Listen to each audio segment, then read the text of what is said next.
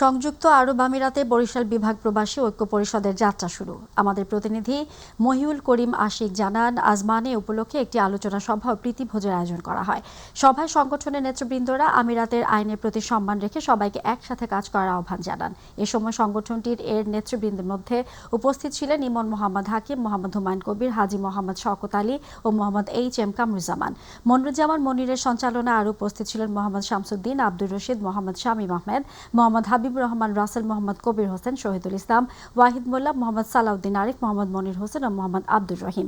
সংগঠনের আয়োজকরা জানান, আমিরাতে বসবাসরত বৃহত্তর বরিশাল বিভাগের কোনো প্রবাসী যদি আমিরাতে মৃত্যুবরণ করেন তাহলে তার মরদেহ দেশে পাঠানো থেকে শুরু করে আমিরাতে অবস্থানরত প্রবাসীদের সমস্যা সমাধানে ঐক্যবদ্ধভাবে পাশে থাকার আগ্রহ প্রকাশ করে।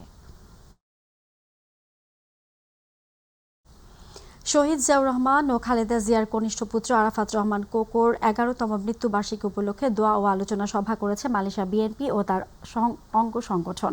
প্রতিনিধি শাফুল মামুন জানান, গতকাল বুকিত বিন্তাং এ সভায় অনুষ্ঠিত হয়। মালয়েশিয়া বিএনপি সহসভাপতি আব্দুল জলিল লিটনের সভাপতিত্বে ও মোহাম্মদ আমিনুল ইসলাম রতনের সঞ্চালনায় দোয়া পরিচালনা করেন শ্রমিক দলের আবুল বাশার।